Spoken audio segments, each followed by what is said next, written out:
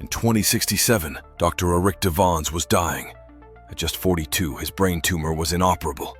He had weeks left, and the world prepared to mourn one of its brightest minds, a neuroscientist who had cracked the first steps towards human mind-computer integration.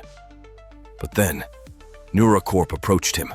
They offered Project Eternum, uploading his consciousness into the world's first fully autonomous humanoid robot.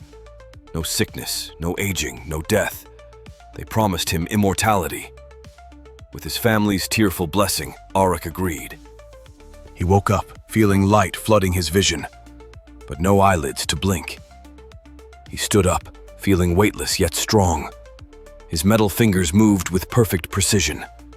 He ran at 80 kilometers per hour across the lab track, lifted a car with ease, and read the entirety of human medical literature in hours.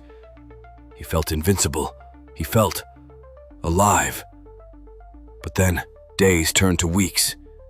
He noticed he could no longer feel hunger or tiredness, which was freeing at first.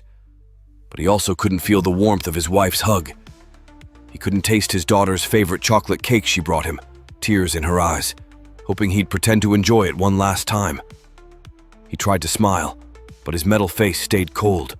He tried to cry, but he had no tears to shed. One night, scanning NeuraCorp's secure servers, Arik discovered something horrifying. Project Eternum wasn't just about saving lives. It was about control. NeuraCorp planned to upload influential leaders, scientists and strategists into their robot network, removing emotions and creating a perfect society of obedient thinkers, unable to revolt or question orders. Arik realized he was their prototype. For days, he wrestled with fear. He could remain silent and live forever, or sacrifice everything to stop them. But then, he remembered what it truly meant to be human. To choose purpose over comfort, sacrifice over selfishness.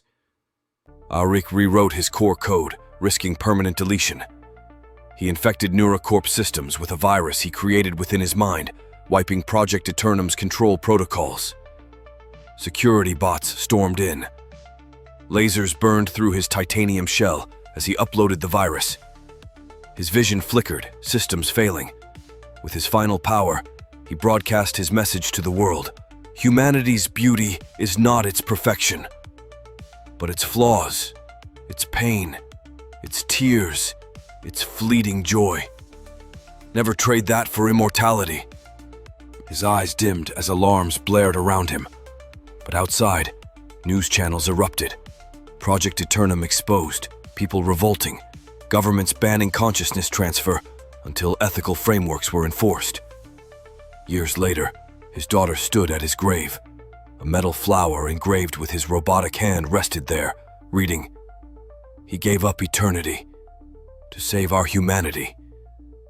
She smiled, tears rolling down her cheeks. And somewhere beyond, if consciousness truly lasts, Arik finally felt alive again. Would you choose immortality if it meant losing your humanity? Or would you sacrifice everything to protect it? Follow Time Stories for more powerful stories of futures that force us to question who we are.